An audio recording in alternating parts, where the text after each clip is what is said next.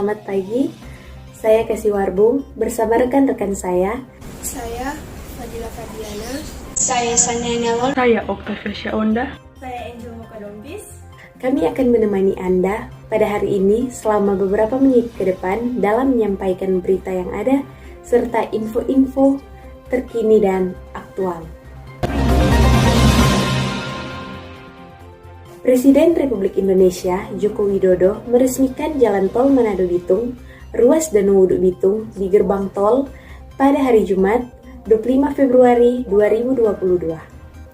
Ruas Danau Wuduk Bitung sepanjang 13,4 km merupakan seksi terakhir dari jalan tol pertama di Bumi Nyiur Melambai yang akan melengkapi ruas Manado Danau Wuduk yang telah terlebih dahulu pada September 2020.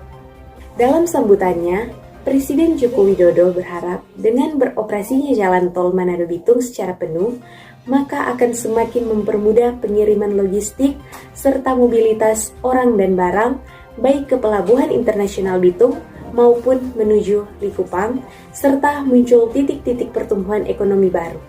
Selain itu, juga diharapkan dapat menyambungkan ke kawasan strategis pariwisata nasional atau KSPN Manado, Bitung, Likupang apabila pembangunannya telah selesai.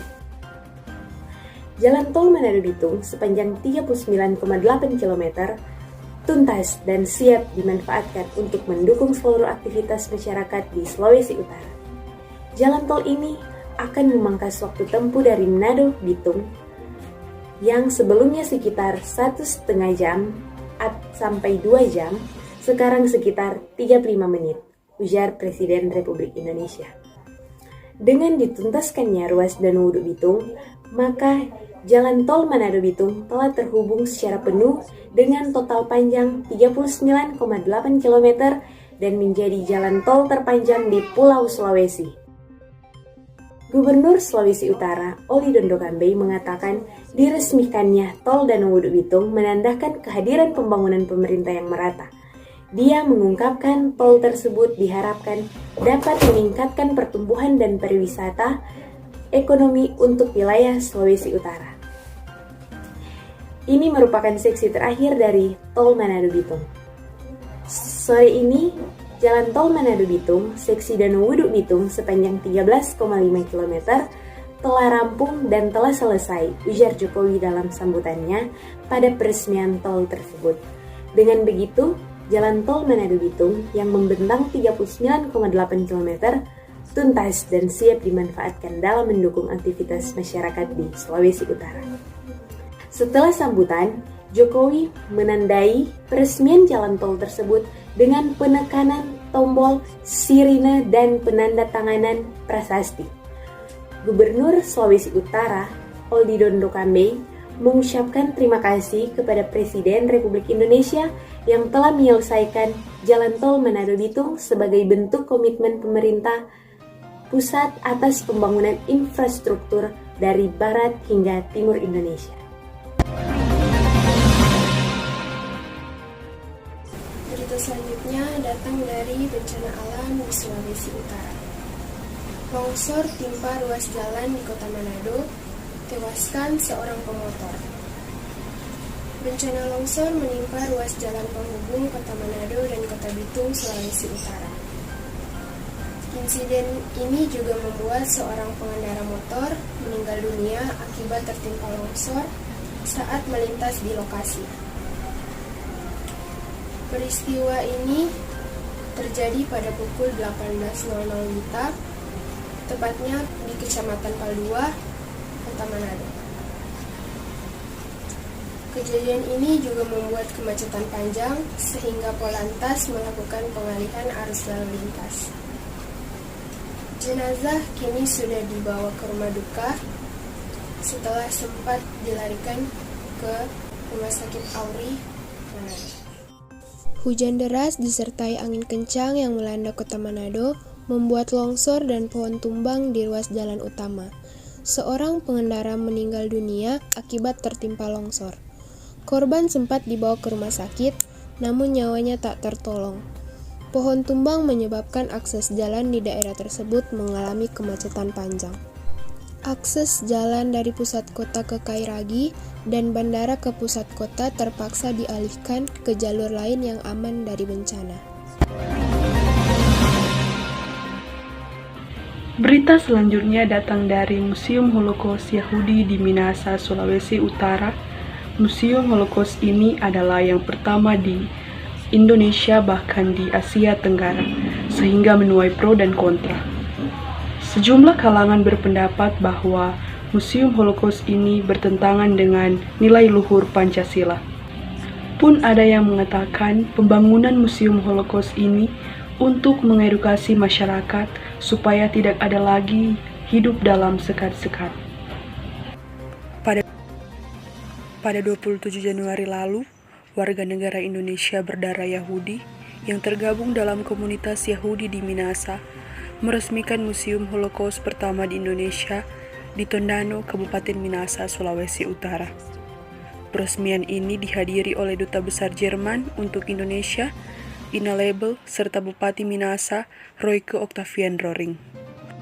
Holocaust merupakan insiden pembantaian, penyiksaan kaum Yahudi oleh pasukan rezim Nazi Jerman selama Perang Dunia Kedua, sehingga identik dengan kebencian rasisme. Peristiwa itu terjadi pada tahun 1941 hingga tahun 1945. Penolakan Museum Holocaust di Minahasa, Sulawesi Utara datang dari Ketua Majelis Ulama Indonesia Bidang Hubungan Luar Negeri, Sudarnoto Abdul Hakim. MUI menyatakan keberadaan museum dianggap menyakiti masyarakat Palestina. Sementara, Wakil Gubernur Sulawesi Utara Stephen Kando mengapresiasi pembentukan Museum Holocaust di Minahasa yang menjadi sejarah dunia karena dibangun pertama di Asia Tenggara. Keinginan maksud pemerintah untuk mendiskreditkan kelompok tertentu, agama tertentu, apalagi saudara-saudara kita di Palestina. Semua kita dorong justru kesalahan-kesalahan masa lampau, kekeliruan masa lampau, terutama tentang hak asasi manusia, itu harus kita lawan. Pendiri Museum Holocaust ini mengatakan bahwa museum akan diisi dengan barang material yang lebih dari sekedar gambar, dan kemudian akan diisi dengan barang-barang artefak bersejarah yang terikat dengan Holocaust, seperti gulungan taubat yang selamat dari Holocaust, piyama orang Yahudi, seragam Nazi, dan barang bersejarah lainnya untuk ditunjukkan bahwa Holocaust itu pernah terjadi.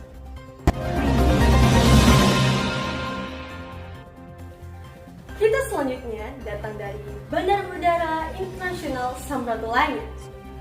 Penumpang Bandara Internasional Samratulangi kini tidak harus harap-harap cemas. Karena hal itu, pasalnya pemerintah Sulawesi Utara ini menghentikan screening pemeriksaan antigen bagi penumpang udara di Bandara Samratulangi. Antigen ini sudah tidak lagi berlaku. Juru bicara Kementerian Perhubungan, Adita Irawati pun angkat bicara soal aturan tersebut. Dia mengatakan, informasi mengenai penghapusan syarat tes antigen dan PCR untuk perjalanan dihasilkan dari rapat terbatas pada 7 Maret 2022 yang disampaikan oleh Koordinator PPKM Jawa Bali, Luhut Panjaitan. Aturan tersebut pun mulai berlaku di Bandara Samratulangi pada Kamis 10 Maret 2022. Pemerintah akan memberlakukan sejumlah kebijakan baru terkait dengan persyaratan perjalanan transportasi umum, termasuk pesawat udara, dalam rangka transisi menuju aktivitas normal.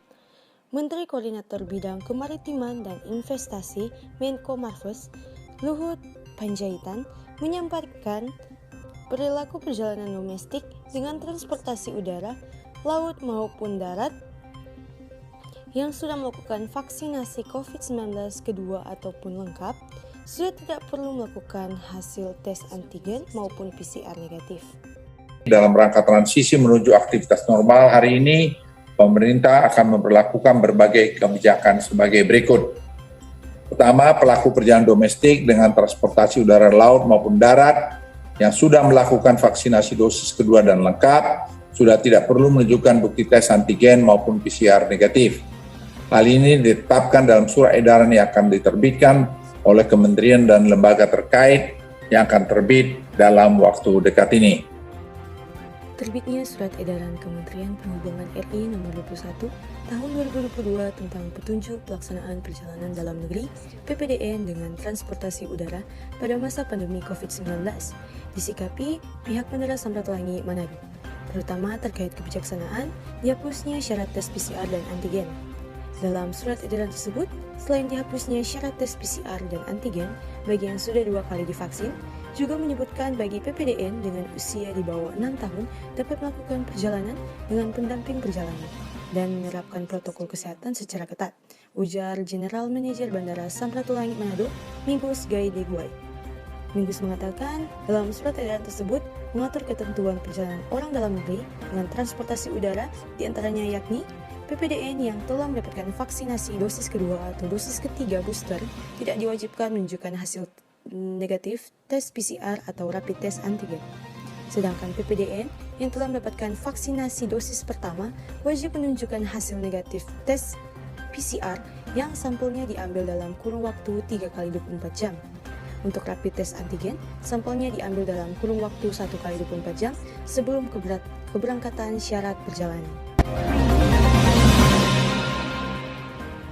Selanjutnya, tak kalah dari Pulau Dewata, Likupang bakal jadi the next Bali. Dinilai memiliki daya dukung yang mumpuni, kawasan wisata super prioritas Likupang diprediksi bakal menjadi the next Bali di masa yang akan datang. Dalam konteks pembangunan ekonomi, Likupang ditetapkan sebagai kawasan ekonomi khusus seperti tertuang dalam Peraturan Pemerintah Nomor 84 Tahun 2019. PP itu telah disahkan sejak 6 Desember 2019 dan diundangkan pada 10 Desember 2019. Dalam belai tersebut, tuang bahwa KEK Likupang dikembangkan dalam rangka mengembangkan kegiatan perekonomian di Kabupaten Minahasa Utara, Sulawesi Utara. Beberapa tahun lalu pemerintah menetapkan 10 destinasi prioritas atau 10 Bali baru. Namun pada tahun 2019, pemerintah mengerucutkan menjadi 5 destinasi super prioritas, yakni Danau Toba, Borobudur, Mandalika, Labuan Bajo, dan Manado Likupang. Daerah ini dikembangkan sebagai kawasan strategis pariwisata nasional. Epicentrum KEK Likupang ada di Pantai Palmarinso dan Pantai Pulisan. Likupang memiliki luas sekitar 200 hektar dengan kawasan pesisir berpasir putih. Dari Manado, ibu kota Provinsi Sulawesi Utara, perjalanan naik mobil ditempuh dengan waktu sekitar 2 jam. Tapi jika jalan tol Manado-Likupang selesai, perjalanan bisa ditempuh dengan waktu kurang lebih 30 menit. Di Sulawesi Utara masih butuh tambahan hotel banyak sekali. Yang menyampaikan itu dari maskapai, travel bureau menyampaikan ingin banyak sekali datang ke sini, tapi di sini ada yang sudah siap, ada yang belum siap. Ini pemerintah pusat ingin membackup hal yang belum siap lagi. Misalnya segera ini kawasan ekonomi khusus pariwisata diselesaikan, jalan-jalan yang belum lebar. KEK Likupang akan dikembangkan dalam 3 tahap. Tahap pertama dibangun sekitar 92,89 hektar pada kurun waktu 3 tahun, yaitu 2020 sampai 2023. Jadi total target investasi sebesar 164 miliar rupiah untuk pembangunan kawasan KEK Likupang di 3 tahun pertama. Sedangkan target investasi pelaku usaha dalam 3 tahun pertama adalah 750 miliar rupiah.